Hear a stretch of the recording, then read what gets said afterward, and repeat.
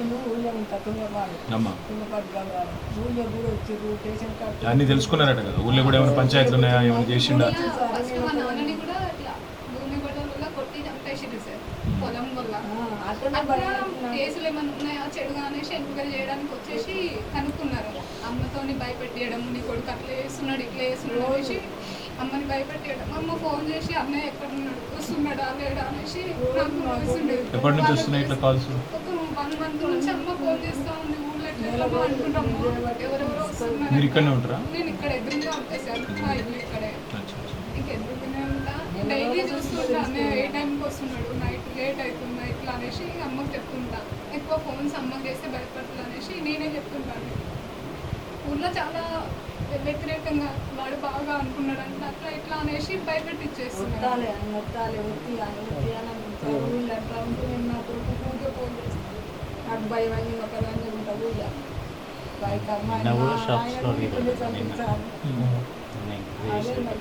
ఎక్కడ కింద షాప్ ఏం ఎంక్వైరీ ఆఫీస్ దగ్గర వచ్చి ఇక్కడ ఉంటున్నట్టు కదా మన అటాక్ అయింది కదా వాళ్ళు వస్తున్నారా పోతున్నారా ఏం చేస్తున్నారా ఏమైనా పక్కన ఉన్న షాప్లో కనుక్కొని అడిగిపోతుంది. ఎవరు ఉంటారు? ఈ శంకర్ ఆఫీస్ ఉంటుంది అక్కడ సిరీస్ రోడ్ అవును అక్కడ కింద వచ్చి దగ్గర టీ షాప్లో మటన్ షాప్లో వాళ్ళు ఉంటారు మన ఆపోజిట్ అక్కడ వచ్చి అడుగుతున్నారంట మన అటాక్ అయింది కదా వాళ్ళు వస్తున్నారా పోతున్నారా ఏం చేస్తున్నారు బంద్ చేసిందా ఇంకా పని చేస్తున్నారు పని చేస్తున్నారు. అట్లే మనము ఎదురుగా మన ఆఫీస్ ఎదురుగా టీవీ టైం ఉంటుంది అందులో ఫుటేజ్ తీసుకున్నాం వాళ్ళు రెక్కీ చేసినప్పుడు మనకు అందులోనే దొరికింది. అయితే వాడిని కానిస్టేబుల్ బజార్ సీసీ ఫుటేజ్ కోసం వాళ్ళు వచ్చి వాళ్ళ దగ్గరికి వెళ్ళి నేర్చుకున్నట్టు నువ్వు బయటకు వెళ్ళి ఇచ్చిన సీసీ ఫుటేజ్ ఎక్కడ ఇస్తాము ఇస్తే మాకు ఇవ్వాలి వాళ్ళకి ఎట్లా ఇస్తామని చెప్పి అడుగుతాం కానిస్టేబుల్. సో ఇద్దరు అరెస్ట్ చేశారు ఎప్పటికీ? ఎవరెవరు ఇద్దరు? ప్రవీణ్ మహేష్ మిగతా వాళ్ళు ఎవరిక అప్పుడే వాళ్ళందరికి ఇచ్చినామన్నారు.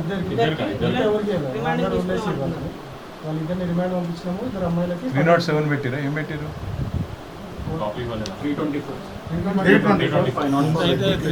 అంతే 307 లేదు. అరే సంపేదానికే ప్రయత్నం చేస్తారు కదా. కానిస్టేబుల్ లేదు ఒక బాడీలో ఒక పార్ట్ పోవడము ఇంకా చెయ్యడము ఎవడెవడు చెప్పాడు రాడు పట్టుకున్నా పట్టి పట్టుకున్నా నేను వచ్చి ఆఫీస్కి వస్తే ఎట్లా సెక్షన్ యాక్చువల్లీ అన్న ఒక 1 week నుంచి ఒక వెహికల్ కూడా వస్తుంది దానిపైన రేవంత్ రెడ్డి స్టిక్కర్ ఉంది బ్లాక్ కలర్ కార్ మనం సీసీ కెమెరా ఫుటేజ్ తీసుకుంటే కూడా ఆ వెహికల్ ఎవ్రీడే వస్తుంది ఆఫీస్ ముందు వెయిట్ చేస్తుంది మరి మేబీ ఎంక్వైరీ కోసం ఏమైనా ఇన్ఫర్మేషన్ కోసం రావచ్చు. 324, 427, 504. 324 ఎన్పిటి కేసు కన్నా పట్టుకోవాలి అంతే. నా క్యామెరా మల్లేశం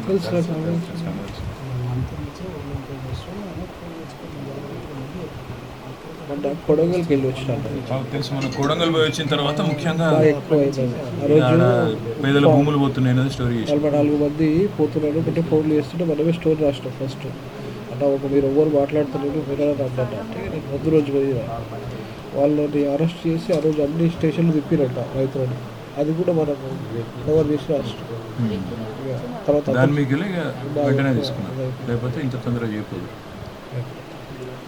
ఒకటే రిక్వెస్ట్ అమ్మా నువ్వు ఒక మాట నువ్వు ఇంతకుముందు ఆయనకి ఏమన్నా అయితే ఆ సంగతి ఏంటంటే మొదటి పాయింట్ ఏంటంటే ఈ వృత్తి ముఖ్యంగా ఈ వృత్తి జర్నలిజం అందులో ఇప్పుడు తను చేస్తున్న వృత్తి కొంత రిస్క్తో కూడుకున్నదని తనకు తెలుసు అందరికి తెలిసింది. కానీ మొన్న జరిగింది సరే అదృష్టం ఏంటంటే ఆఫీస్ ముందు జరగడము కాబట్టి అంత ప్రూఫ్స్ ఉండడం వాళ్ళు దొరికిపోవడం ఇప్పుడైతే వాళ్ళు సాహసం చేయలేదు. ఎందుకంటే ఒకసారి ఇంత ఇన్సిడెంట్ అయ్యి రాష్ట్రం అంతా కాదు బిడ్డ నేను అదే చెప్తున్నాను ఇంకోసారి కాదు ఎందుకు కాదంటే ఇక వాళ్ళకి తెలిసిపోయింది వాళ్ళు ఇప్పుడు కుర్తిలో పడ్డ ఎలకలెక్కున్నది వాళ్ళ పరిస్థితి వాళ్ళకి అర్థమైంది రేవంత్ రెడ్డి మనుషులే మొత్తం చేసిండ్రు ప్రభుత్వమే చేయించింది కాంగ్రెస్ ప్రభుత్వమే చేయించింది శంకర్ మీద పగబట్టింది అనేది వాళ్ళ రాష్ట్రంలోని ప్రతి మనిషికి తెలిసిపోయింది.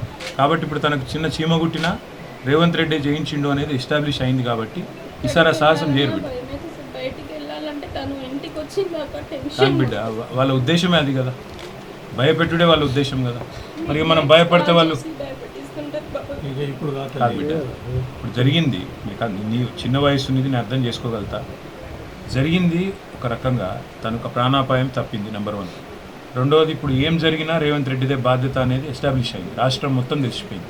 మీరు ఎవరికి తెలియని వాళ్ళు ఎవరు లేరు యూట్యూబ్ చూసిన వాళ్ళు ఎవరైనా ఉంటే కొంచెం చదువుకున్న వాళ్ళు ఎవరైనా ఉంటే శంకర్ మీద ఏమైంది ఎవరు చేయించారు అనేది ఎవరైనా చూసినట్టు కొద్దిగా బుద్ధినోడికి అర్థమైంది. ఇప్పుడు మేము కూడా బయట పోయి చెప్పేది కూడా కదా శంకర్కి ఏం జరిగినా రేవంత్ రెడ్డి బాధ్యత తీసుకోవాలి. ఇలా రెండో ఆలోచన లేదు, రెండో అభిప్రాయం లేదు. మనం ఇట్లా ఎవరి మీద చేసినామా ఇంత అన్యాయంగా, ఇంత దుర్మార్గంగా?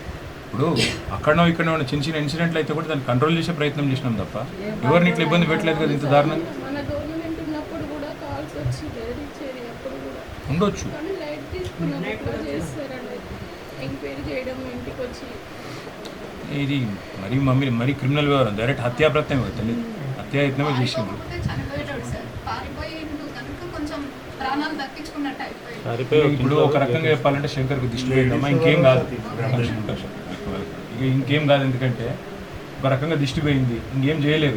ఎందుకు చేయలేరు అంటే ఇప్పుడు ఏం జరిగినా రేవంత్ రెడ్డి మీదకే వస్తుంది ఆయన కెరికే, కాబట్టి వాళ్ళే కాపాడుకోవాలి. ఇప్పుడు ఆయన మేమందరం ఎట్లాగుంటాము, కానీ ఇప్పుడు తనకేం జరిగినా వాళ్ళే బదనాం అవుతారు, వాళ్ళే మొత్తం రాష్ట్రం అంతా గగ్గోలవుతుంది, వాళ్ళకి తెలుసు అది. కాబట్టి ఏం చేయరు, అంత ధైర్యం చేయరు ఇంకా. కాబట్టి మీరు భయపడకండి, నెంబర్ 1. రెండోది కొద్దిగా ఆరోగ్యం మంచిగా కానీ అప్పుడు కూర్చొని ఆలోచిద్దాం కూల్గా, ఏం చేద్దాము, ఎట్లా చేద్దాము, తనని ఎట్లా కాపాడుకుందాము చూద్దాం. అవసరమైతే ప్రైవేట్ ప్రొటెక్షన్ పెడదాము.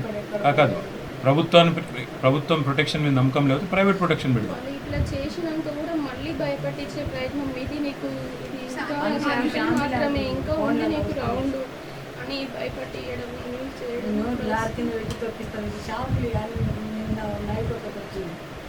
ఎవరు చేసింది? ఫోన్ చేసినా మెసేజ్? రాబర్ట్స్ చెప్తున్నారని రికార్డు చేయండి. మీరు ఆ ఫోన్ నెంబర్లు అంతా మాకు ఇవ్వండి, పోలీస్ దగ్గర నేను తీసుకొని పోతాను. ఎట్లా చేస్తారు? ఆవిడ ఎవడో ఫోన్ నెంబర్ అయితే తీయాలి కదా.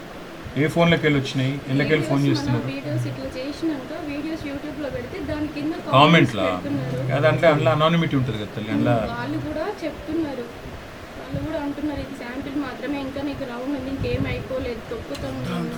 నా ఒక రిక్వెస్ట్ బిడ్డ నీతో, నువ్వు అవి చూడకు, యూట్యూబ్ కామెంట్ చూడకు. మాకు కూడా ఫోన్లలో అట్లా చాలా వస్తుంది.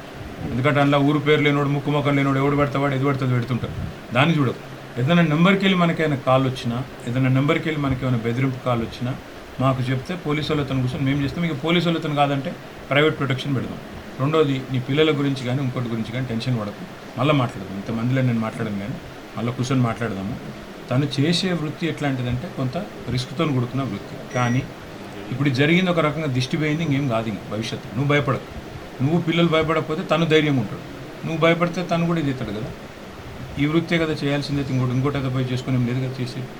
ఇప్పుడు ఇంత ఫేమ్, ఇంత పాపులారిటీ ఎందుకు వచ్చింది? ఒకటే కారణం కదా, తను భయపడకుండా ధైర్యంగా నిజాలు చెప్తున్నాడు. మరి ఇక తను చేసే పనిని వాళ్ళు భయపడటానికి లేవట్టి ఇవన్నీ.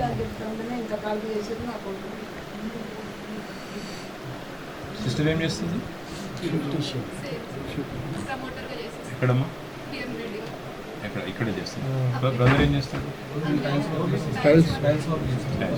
ఎక్కడెక్కడైనా హైదరాబాద్లో ఉంటుంది. అమ్మ ఒకతే ఊళ్ళో ఉంటుంది.